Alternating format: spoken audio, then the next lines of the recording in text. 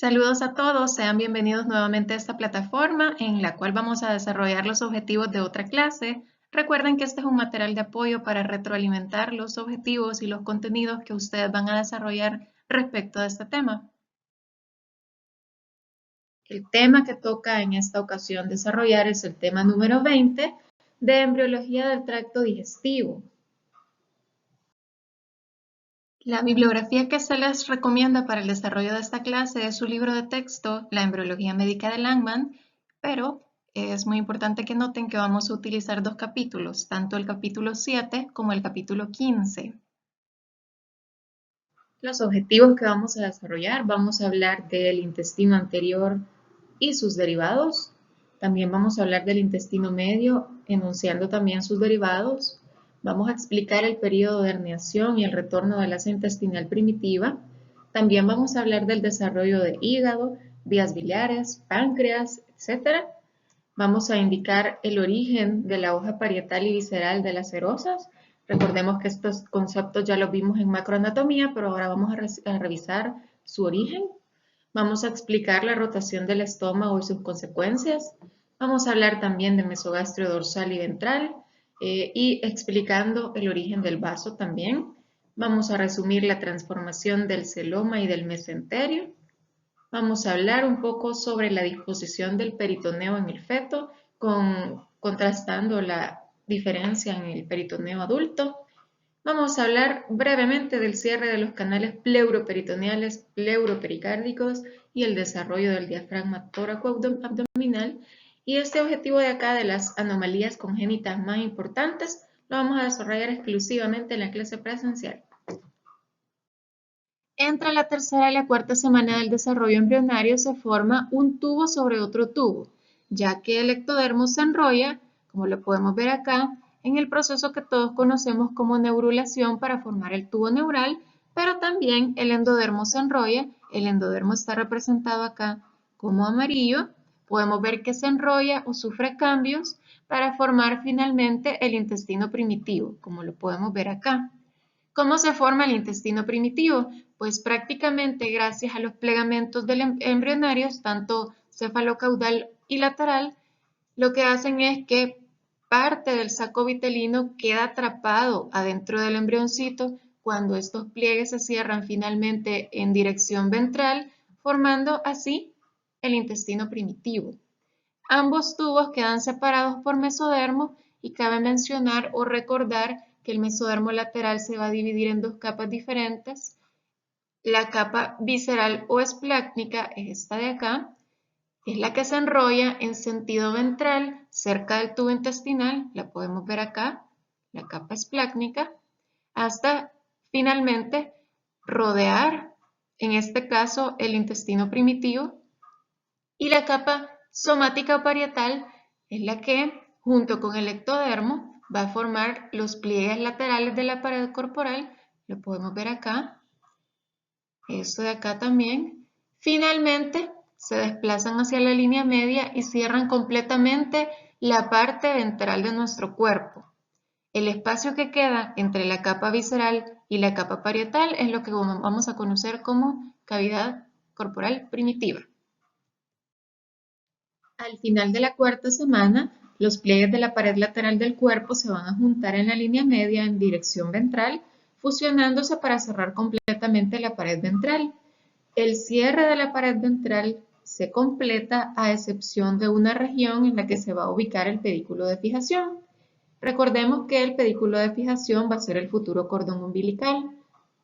La cavidad que se forma, o sea, la cavidad primitiva, va a derivar otras cavidades ya en el adulto, por ejemplo, la cavidad pericárdica, pleural, abdominopélvica, etc. Y algunas células de la capa parietal del mesodermo se vuelven mesoteliales, conformando posteriormente la capa parietal de las membranas serosas que cubre la parte externa de la cavidad peritoneal, la cavidad pericárdica, etc. O sea, cada una de las cavidades que se derivan de la cavidad corporal primitiva. De la misma forma, algunas células de la capa visceral del mesodermo van a producir la capa visceral de las membranas serosas que recubre las vísceras. Ya habíamos mencionado que a consecuencia de los pliegues cefalocaudal y lateral que experimenta el embrión, una parte del endodermo se incorpora dentro del embrión junto con parte del saco vitelino para formar el intestino primitivo. Acá podemos ver la progresión de estos cortes y podemos ver que a medida se van dando los plegamentos, el embrioncito se va plegando y podemos ver que parte del saco vitelino queda incorporado en toda la longitud del embrión, formando el tubo digestivo primitivo, el intestino primitivo. Podemos ver que el cierre del tubo intestinal está completo a excepción de un punto, como lo podemos ver acá, que se forma el conducto vitelino, que es una estructura que une al saco vitelino con el intestino medio, que lo vamos a ver un poco más adelante. Hay otra estructura que también permanece fuera del embrión y eso es el alantoides, como ya lo sabemos. Esta estructura de acá es el alantoides y también queda por fuera del embrión. Con respecto a la formación del diafragma, cabe mencionar que inicialmente la cavidad pleural y la cavidad abdominal están en comunicación debido a la existencia de unos espacios llamados canales pericardio-peritoneales.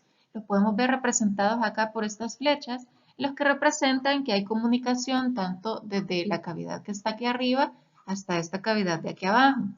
Eso es inicialmente, porque la formación del diafragma va a cerrar completamente esta zona y la cavidad corporal primitiva va a quedar dividida por encima del diafragma en cavidad torácica y por debajo del diafragma por cavidad peritoneal.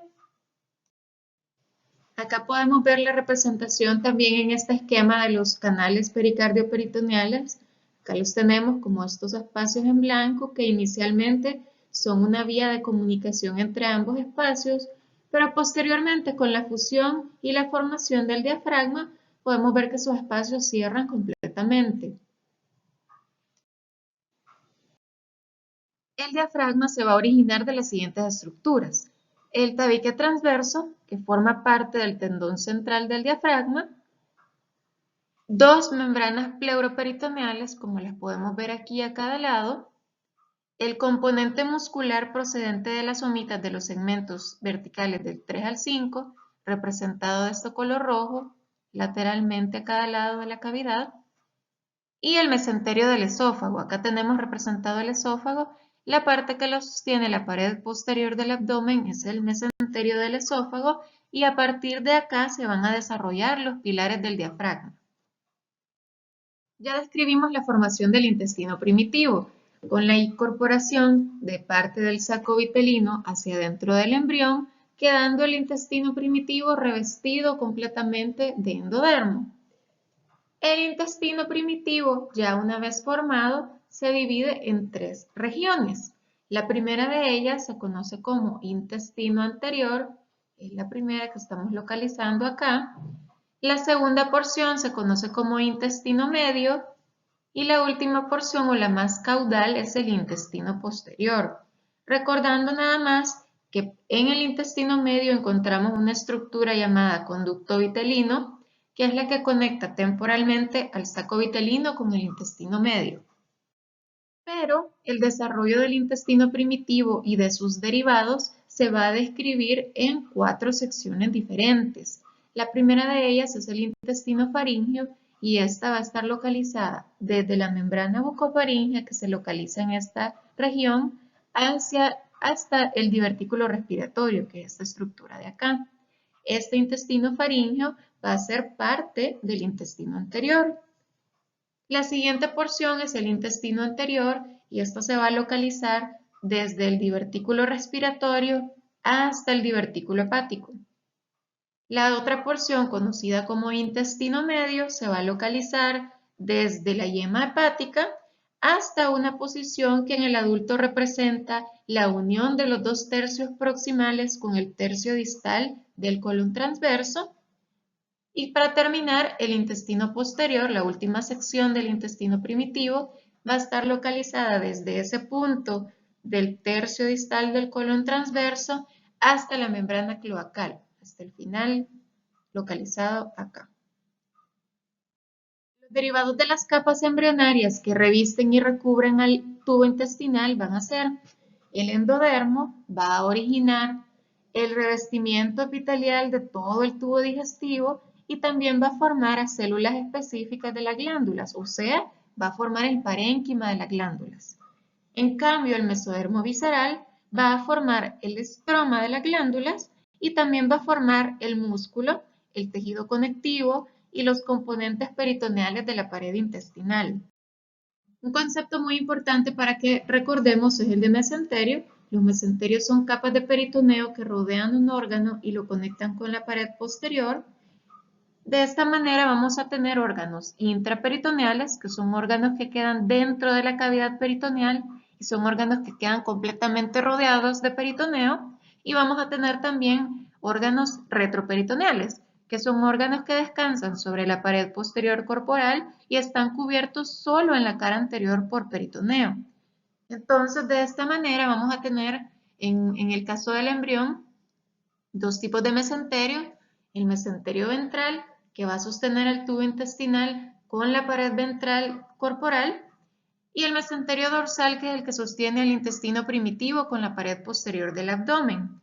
Al inicio, el tubo digestivo está en contacto amplio con el mesénquima de la pared abdominal posterior, pero más o menos en la quinta semana del desarrollo, este puente de tejido conectivo se estrecha y la parte caudal del intestino anterior, intestino medio y la mayor parte del intestino posterior quedan suspendidos por el mesenterio dorsal. El mesenterio dorsal se va a encontrar desde el extremo inferior del esófago hasta la cloaca, que es la parte caudal del embrioncito. Al mesenterio dorsal lo podemos nombrar dependiendo de la localización en la que se encuentre. Por ejemplo, el mesenterio dorsal que sostiene al estómago con la pared posterior del cuerpo se va a llamar mesogastrio dorsal u aumento mayor, ya lo vamos a revisar. La parte que sostiene al duodeno se va a llamar mesoduodeno. La parte que sostiene al colon se conoce como mesocolon dorsal y la que sostiene las asas intestinales, yeyunales e ileales se va a conocer como mesenterio propio.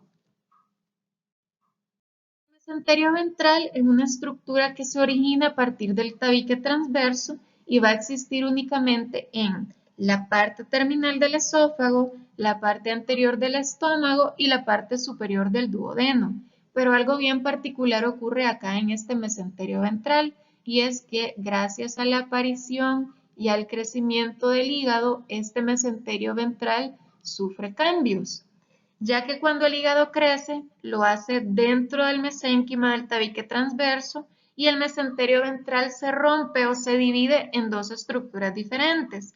La primera de ellas, la que está posterior al hígado, se va a llamar aumento menor y se va a localizar desde la porción inferior del esófago, el estómago y la porción superior del duodeno. Este va a ser el aumento menor, pero la porción que queda delante del hígado va a formar al ligamento falciforme del hígado, que se va a localizar desde el hígado a la pared ventral de nuestro cuerpo, como ya lo habíamos descrito. Como ya describimos en la formación del intestino primitivo, sus regiones y otras estructuras importantes, ahora vamos a ver uno a uno los derivados de cada segmento. Vamos a comenzar con los derivados del intestino anterior. El primer derivado que vamos a revisar es el esófago. El esófago se va a formar a partir de la cuarta semana del desarrollo embrionario y aparece más o menos en el límite entre el intestino faríngeo y el intestino anterior, una prominencia llamada divertículo respiratorio o yema pulmonar. Aquí podemos ver que en la parte ventral del intestino anterior ha aparecido esta estructura celeste que es el divertículo respiratorio, y más o menos en este periodo de tiempo en la edad gestacional aparece el tabique tráqueo-esofágico, que es una proliferación de células que van a ir creciendo en dirección ventral hacia la línea media a fin de que proliferan y se fusionen, y queda completamente dividido en la porción dorsal el esófago y anteriormente va a localizarse el divertículo respiratorio que va a formar tráquea, pulmones, etc. Al inicio, el esófago es corto, pero a medida que los pulmones y el corazón crecen y descienden, se alarga rápidamente. Con respecto a la capa muscular que conforma el esófago, este va a estar constituida por el mesénquima esplácnico que circunda al tubo digestivo en esa región, pero va a quedar conformado de esta forma. Los 2/3 superiores del esófago va a estar compuesto por una capa muscular estriada y va a estar inervado por el nervio vago, y el tercio inferior va a estar conformado por músculo liso y va a estar inervado por el plexo esplácnico.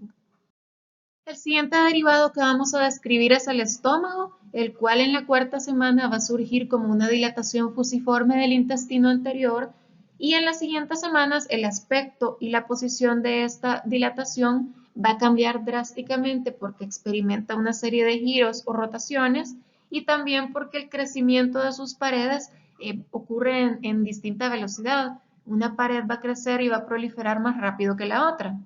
Con respecto a las rotaciones o los giros que experimenta el estómago, vamos a comenzar describiendo el primer giro o rotación que hace es en el eje longitudinal. Acá podemos ver, este es el eje longitudinal y va a ser un giro en 90 grados en sentido de las agujas del reloj. Alrededor de este eje longitudinal va a girar en 90 grados. Y esto lo que hace es que el lado izquierdo va a mirar hacia la parte anterior y el lado derecho va a quedar en dirección posterior. La pared posterior tiene la capacidad de crecer más a velocidad más rápido durante esta rotación, y de esta manera podemos ver que se da la formación de la curvatura mayor del estómago, quedando la parte anterior como la curvatura menor del estómago. Los extremos cefálico y caudal inicialmente están situados en la línea media, pero después el estómago va a hacer la otra rotación, que es una rotación en su eje anteroposterior. De manera que la parte caudal o la parte pilórica se va a desplazar hacia la derecha y hacia arriba, y la porción cefálica o cardíaca se va a desplazar hacia la izquierda y hacia abajo, adoptando el estómago su posición y conformación definitiva. El estómago está unido, recordemos, a la pared posterior del cuerpo por medio del mesogastrio dorsal y a la pared ventral del cuerpo por medio del mesogastrio ventral. Acá podemos ver el mesogastrio dorsal, este sería el estómago, y acá tenemos el mesogastrio ventral.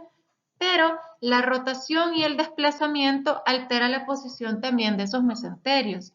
En la medida que el estómago gira o rota, también se va trayendo al lado a estas estructuras, formando, como podemos observar acá en la parte posterior, la bolsa omental. Recordemos que el estómago está unido a la pared dorsal del cuerpo por medio del mesogastrio dorsal y está unido también a la pared ventral del cuerpo por el mesogastrio ventral. Acá estaría localizado el estómago y podemos ver la ubicación de los mesenterios. Pero la rotación y el desplazamiento del estómago altera también la posición de los mesenterios, ya que cuando el estómago gira o rota alrededor de su eje longitudinal, va a tirar del mesogastrio dorsal hacia la izquierda y se forma un espacio detrás del estómago que conocemos como la bolsa omental. También va a tirar del mesogastrio ventral hacia la derecha.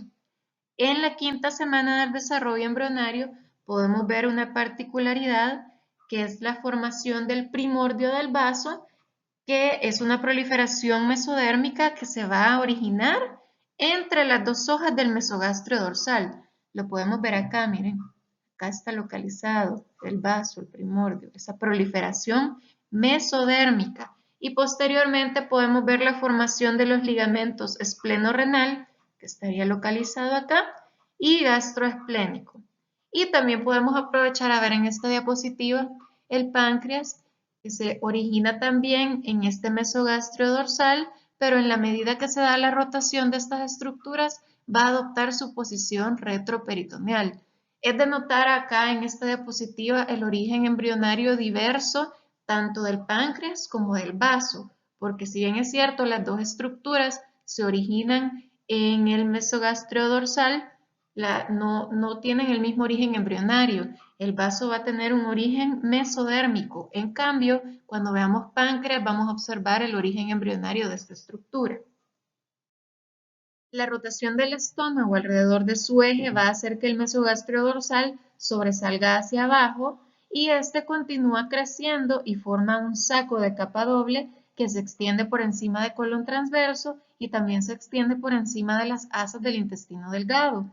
Esta bolsa va a caer como delantal, recordando que estamos señalando al mesogastrio dorsal, pero recordando nuestros conocimientos de anatomía, este delantal que caía por encima de estas estructuras se llama aumento mayor. Entonces podemos decir que el aumento mayor es un derivado del mesogastrio dorsal.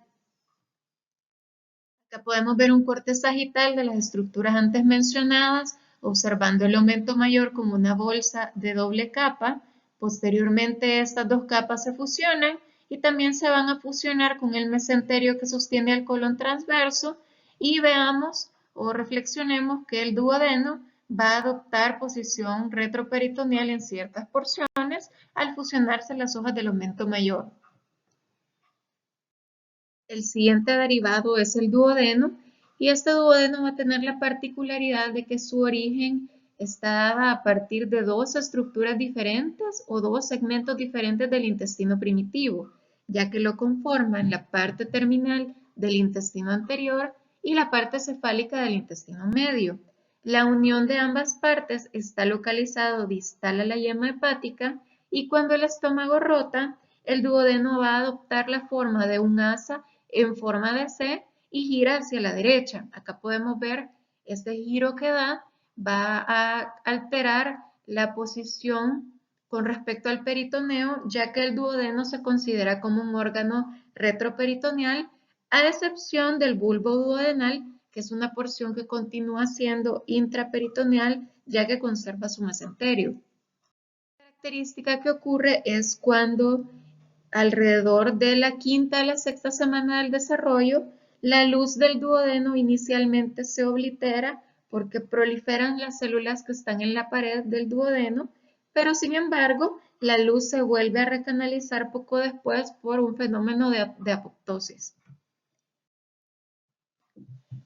Por el origen embrionario variado, ya que se origina por dos porciones diferentes del tubo intestinal primitivo, va a tener una irrigación doble, ya que va a estar irrigado por la arteria celíaca, que es la rama que va a darle irrigación a los derivados del intestino anterior, pero también va a estar irrigado por la arteria mesentérica superior, ya que es la arteria que va a irrigar a los derivados del intestino medio.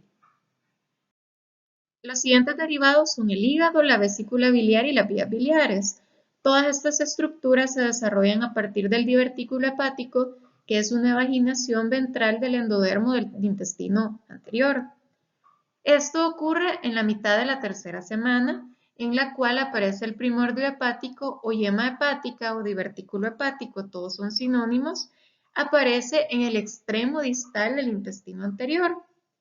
La yema hepática va a estar formada por células en rápida proliferación que penetran el tabique transverso. Recordando que el tabique transverso es una estructura o una placa mesodérmica que está situada entre la cavidad pericárdica y el pedículo del saco vitelino. Mientras las células hepáticas continúan penetrando el tabique transverso, la conexión entre el divertículo hepático y el intestino anterior se va estrechando y se forma el colédoco. Este colédoco va a formar una excrescencia o una protuberancia ventral que va a originar la vesícula biliar y el conducto cístico. Los cordones hepáticos se mezclan con las venas vitelinas y umbilicales y van a formar los sinusoides hepáticos. Los cordones hepáticos se van a diferenciar en parénquima hepático o los hepatocitos y van a formar el revestimiento de los conductos biliares. Las células hematopoyéticas, las células de Kupffer y las células del tejido conjuntivo van a derivar del mesodermo del tabique transverso. Acá podemos ver representado todo lo antes mencionado, que del extremo distal del intestino anterior va a proliferar el endodermo y le va a dar origen al divertículo hepático, a la vesícula biliar y van a formar las estructuras, como podemos ver acá, el conducto cístico y el conducto biliar. En la 10ª semana el hígado va a representar más o menos el 10% del peso corporal, ya que va a haber una gran cantidad de sinusoides y porque el hígado va a cumplir una función hematopoyética en ese periodo de la edad gestacional. Más o menos en la 12 semana de edad gestacional, las células hepáticas ya van a ser capaces de fabricar bilis y aquí la importancia ya que el cístico y la vesícula biliar se han unido al conducto hepático para formar el colédoco. El páncreas se va a originar a partir de dos primordios, el primero de ellos llamado yema dorsal, que va a estar localizada en el mesenterio dorsal y va a tener un origen mesodérmico, y el siguiente primordio se conoce como yema ventral y va a estar localizada cerca del colédoco, lo podemos ver acá, y es una proliferación de endodermo. Cuando el duodeno gira a la derecha y adopta su forma de C, la yema pancreática ventral se va a desplazar dorsalmente, como lo podemos ver acá, se desplaza dorsalmente y termina situándose de inmediato y por detrás de la yema dorsal. Posteriormente, el parénquima se va a fusionar y de la misma manera se fusiona el sistema de conductos de ambas yemas pancreáticas. En esta imagen podemos ver la progresión de la fusión de las yemas pancreáticas, tanto ventral como dorsal, y finalmente la constitución del páncreas completamente. Entonces, derivados propios de la yema pancreática ventral van a ser el proceso o la apófisis unciforme y la parte inferior de la cabeza del páncreas. En cambio, la yema dorsal le va a dar origen prácticamente al resto de la glándula. Con respecto a la formación de los conductos pancreáticos, la parte distal del conducto de la yema pancreática dorsal junto con todo el conducto de la yema pancreática ventral van a formar el conducto pancreático principal o de Wirsung. Pero en el caso de la parte proximal del conducto de la yema dorsal, puede ser que se oblitere y si persiste va a persistir como el conducto pancreático accesorio o de Santorini. El conducto pancreático principal y el colédoco, recordando, van a desembocar en la papila mayor del duodeno y el accesorio va a desembocar en la papila menor, como lo podemos ver acá en este esquema. Más o menos en el tercer mes del desarrollo embrionario se van a desarrollar los islotes pancreáticos, los de Langerhans, a partir del tejido parenquimatoso y se van a dispersar a través de todo el espesor de la glándula. Más o menos en el quinto mes de desarrollo embrionario ya va a comenzar la secreción de insulina y el mesodermo visceral que rodea las yemas pancreáticas va a formar el tejido conjuntivo pancreático. En resumen, los derivados del intestino anterior son los siguientes: la faringe primitiva, las vías respiratorias inferiores, esófago y estómago, el duodeno, hígado, vía biliares y páncreas, y todos estos derivados van a ser irrigados por el tronco celíaco, excepto la faringe. Cabe mencionar también que el duodeno tiene origen embrionario doble. Recordemos que se va a originar tanto del intestino anterior como del intestino medio, y por eso la parte que se origina del intestino medio va a tener irrigación diferente. Ojo, con respecto al intestino medio, en un embrión de 5 semanas más o menos, el intestino medio está suspendido de la pared abdominal por un mesenterio corto y se va a comunicar con el saco vitelino por medio de una estructura llamada conducto ómfalo-mesentérico o conducto vitelino, o también lo pueden encontrar como conducto umbilical. Como podemos ver acá, eso sería el intestino medio, esto sería el saco vitelino, y esta estructura de acá que lo conecta temporalmente se conoce de esta manera, de la forma en la que les acabo de mencionar. En el adulto, el intestino medio comienza debajo del punto en el que el colédoco entra en el duodeno, más o menos acá, y termina en el punto de unión de los 2/3 proximales con el tercio distal del colon transverso. Esto, intestino medio y todos sus derivados van a estar irrigados por la arteria mesentérica superior y la rápida elongación del intestino y de su mesenterio forma una estructura llamada asa intestinal primaria, cuyo ápice, como lo podemos ver acá, está localizado el conducto vitelino, ónfalo-mesentérico, etc. Y se va a dividir en dos porciones, una rama cefálica y una rama caudal. Las podemos ver acá. Esta sería la rama cefálica de la asa intestinal primaria o primitiva y esta sería su rama caudal. Van a tener derivados, por ejemplo, la rama cefálica del asa va a formar la parte distal del duodeno, el yeyuno y parte del ilion. En cambio, la rama caudal va a formar la porción inferior del ilion, ciego, apéndice y los 2/3 proximales del colon transverso. Acá podemos ver nuevamente, esta sería la rama cefálica del asa intestinal primaria, esta sería la rama caudal, acá podemos ver el conducto ónfalo-mesentérico y veamos, aquí está bien representada la arteria que le va a dar irrigación a todos los derivados del intestino medio, que sería la mesentérica superior.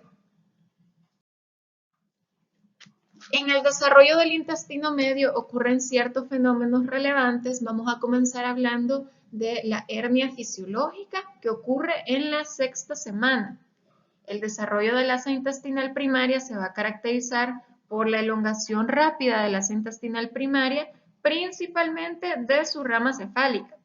El rápido crecimiento y la expansión del hígado, porque recordemos que el hígado es grande por su actividad hematopoyética, todo esto hace que la cavidad abdominal se vuelva de forma transitoria demasiado pequeñita para poder contener todas las asas intestinales que se están formando, de manera que entran temporalmente en la cavidad extraembrionaria a través del cordón umbilical durante la 6ª semana.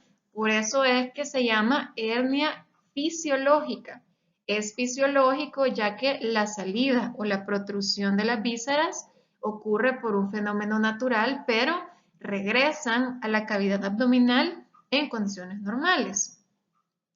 Una hernia es la salida o protrusión de contenido abdominal, por ejemplo, de una pared abdominal debilitada, pero esas son condiciones patológicas. Aquí esto es fisiológico, porque la cavidad abdominal no le da cabida a todas esas estructuras que se están desarrollando y el único punto que es anatómicamente más débil y más vulnerable a esta herniación es por medio del cordón umbilical. Al mismo tiempo que se alarga, el asa intestinal primitiva va a hacer una rotación o un giro alrededor de un eje que va a constituir la arteria mesentérica superior. Acá lo podemos ver, la arteria mesentérica superior sirve como un eje y estas asas intestinales van a rotar en contra de las agujas del reloj más o menos 90 grados, de manera que van a cambiar de posición. La rama cefálica se va a ubicar en la posición que ocupaba la rama caudal y la rama caudal va a cambiar de posición y se va a ubicar arriba. Continúa el crecimiento durante la rotación y forma asas enrolladas de yeyuno e ilion. El intestino grueso también se alarga, pero no va a participar en el fenómeno de enrollamiento. La rotación tiene lugar en el proceso de la herniación fisiológica y así como también el retorno de las asas a la cavidad abdominal van a suponer otra rotación, que la vamos a ver a continuación. Para que se dé la retracción de las asas intestinales tiene que ocurrir otra rotación. Esto se da en el transcurso de la 10ª semana, en el cual las asas herniadas vuelven a la cavidad abdominal gracias a una rotación en la que hacen un giro de 180 grados. No se conoce con exactitud los factores que causan ese retorno, pero se supone que hay factores que juegan un papel importante en este retorno, por ejemplo, la regresión del riñón mesonéfrico, la disminución del crecimiento del hígado y la expansión ya propiamente de la cavidad abdominal. Juntos todos esos factores hacen que la cavidad abdominal ya sea un espacio capaz de albergar las asas intestinales que se han desarrollado. El retorno de las asas intestinales tiene un orden. La porción proximal del yeyuno es la primera en regresar. El resto de las asas retornan más tarde, colocándose cada vez más a la derecha, ya que la primera en regresar es el yeyuno y se coloca a la izquierda. La yema sacal va a ser la última en regresar. Y si hacemos la cuenta de la rotación que hace el intestino medio, En total va a girar más o menos 270 grados entre lo que se hernia y lo que se retrae en las asas para ocupar su posición definitiva. La yema cecal va a aparecer más o menos en la sexta semana de desarrollo embrionario como una pequeña dilatación cónica de la rama caudal del asa intestinal primaria. Por un tiempo se va a ubicar en el cuadrante superior derecho por debajo del hígado. De ahí va a descender al interior de la fosa ilíaca, colocando al colon ascendente y al ángulo hepático del colon del lado derecho de la cavidad. Durante este proceso, el extremo distal de la yema cecal forma un divertículo estrecho que se va a conocer como el apéndice. Acá lo podemos ver.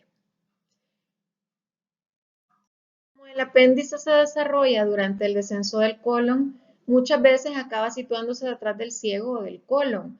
Estas posiciones tienen su nombre, retrocecal y retrocólica respectivamente, pero podemos encontrar el apéndice en diferentes posiciones y esto es debido a que el movimiento y la formación del asa intestinal es un proceso dinámico. Ya vimos que hay giros, hay herniaciones, hay retracciones, por eso hacen que la formación de estas estructuras tenga posición variable. Si ustedes son cirujanos, las apendicectomías no solo la van a buscar el apéndice en un solo lugar, sino que tienen la posibilidad de encontrarlo en un sinnúmero de posiciones diversas, como lo podemos ver en este esquema.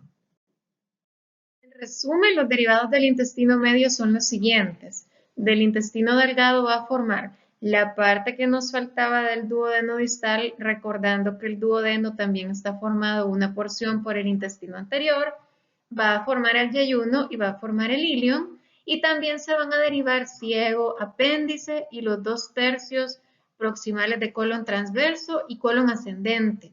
Y todo esto va a estar irrigado por la arteria mesentérica superior. Con respecto al intestino posterior, este va a dar origen al tercio distal del colon transverso, colon descendente, colon sigmoides, recto y la parte superior del conducto anal. También va a producir el endodermo del intestino posterior, el revestimiento de la vejiga y de la uretra. La cloaca es la parte terminal expandida del intestino posterior, como lo podemos ver acá. La cloaca es una cavidad recubierta por endodermo cuyo límite ventral está revestida por ectodermo superficial. Esta frontera entre el ectodermo y el endodermo va a dar origen a una estructura llamada membrana cloacal. La podemos ver representada acá. Esta es la membrana cloacal. Entonces, la porción terminal del intestino posterior va a entrar en la región posterior de la cloaca, acá, formando posteriormente el conducto anorrectal, mientras que el alantoides entra a la cloaca en una posición anterior y va a formar posteriormente al seno urogenital.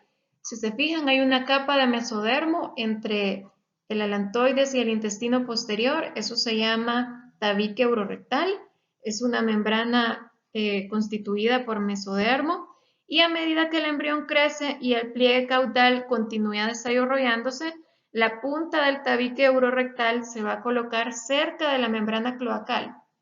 Podemos ver acá en este esquema que se va acercando progresivamente hasta que más o menos en la séptima semana de desarrollo embrionario se va a dar la ruptura de esa membrana cloacal que cubre esa zona y va a crear una vía de comunicación con el exterior para el ano y el seno urogenital.